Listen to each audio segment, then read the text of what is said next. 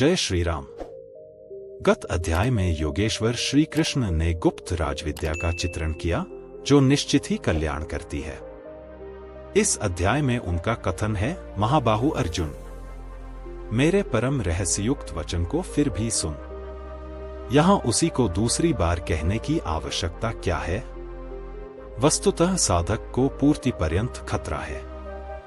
ज्यों-ज्यों वह स्वरूप में ढलता जाता है, प्रकृति के आवरण सूक्ष्म होते जाते हैं, नए-नए दृश्य आते हैं। उसकी जानकारी महापुरुष ही देते रहते हैं। वह नहीं जानता। यदि वे मार्गदर्शन करना बंद कर दें तो साधक स्वरूप की उपलब्धि से वंचित रहेगा। जब तक वह स्वरूप से दूर है तब तक सिद्ध है कि प्रकृति का कोई न कोई आवरण बना है। फिसलने लड़खड़ाने की संभावना बनी रहती है। अर्जुन शरणागत शिष्य है। उसने कहा, भगवान, मैं आपका शिष्य हूं, आपकी शरण हूं, मुझे संभालिए। अतः उसके हित की कामना से योगेश्वर श्री कृष्ण पुनः बोले, महाबाहु अर्जुन, मेरे परम प्रभावयुक्त वचन को पुनः सुन, जो मैं तुझ अतिशय प्रेम रखने वाले के हित की इच्छा से कहूंगा। अर्जुन, मेरी उत्पत्ति को न देवता लोग जानते हैं और न महर्षिगण ही जानते हैं। श्री कृष्ण ने कहा था, मेरा वह जन्म और कर्म अलौकिक है, इन चर्म चक्षुओं से देखा नहीं जा सकता। इसलिए मेरे उस प्रकट होने को देव और महर्षि स्तर तक पहुंचे हुए लोग भी नहीं जानते। मैं सब प्रकार से देवताओं और महर्षियों का आदि कारण हूं। जो मुझ जन्म मृत्यु से रहित, आदि अंत से रहित सब लोकों के महान ईश्वर को साक्षात्कार सहित विदित कर लेता है, वह पुरुष मरणधर्मा मनुष्यों में ज्ञानवान है, अर्थात अज, अनादि और सर्वलोक महेश्वर को भली प्रकार जानना ही ज्ञान है, और ऐसा जानने वाला संपूर्ण पापों से मुक्त हो जाता है, पुनर्जन्म को प्राप्त नहीं होता।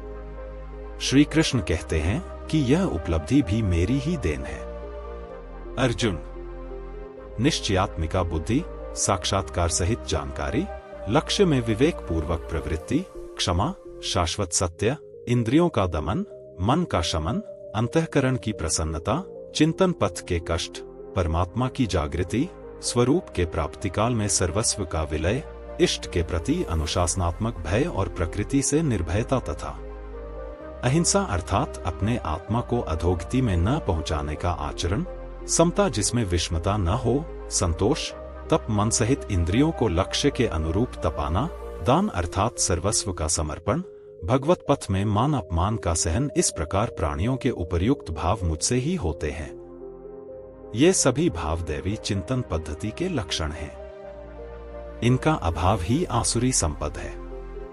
सप्तर्षि अर्थात योग की 7 क्रमिक भूमिकाएं तथा इनके अनुरूप अंतःकरण चतुष्टय, इसके अनुरूप मन जो मेरे में भाव वाला है, यह सब मेरे ही संकल्प से उत्पन्न होते हैं। इस संसार में ये इन्हीं की प्रजा है, क्योंकि सप्त भूमिकाओं के संचार में दैवी संपद ही है, अन्य नहीं। जो पुरुष योग की और मेरी उपर्युक्त विभूतियों को साक्षात्कार के साथ जानता है, वह स्थिर ध्यान योग द्वारा मुझ में एक ही भाव से स्थित होता है। इसमें कुछ भी संशय नहीं है।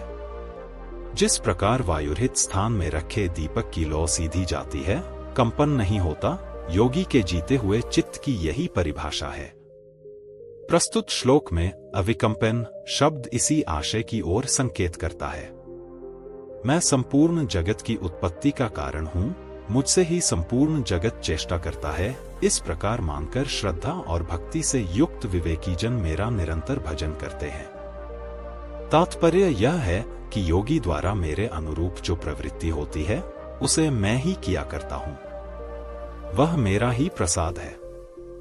वे निरंतर भजन किस प्रकार करते हैं? इस पर कहते हैं, अन्य किसी को स्थान न देकर मुझमें ही निरंतर चित्त को लगाने वाले, मुझमें ही प्राणों को लगाने वाले सदैव परस्पर मेरी प्रक्रियाओं का बोध करते हैं।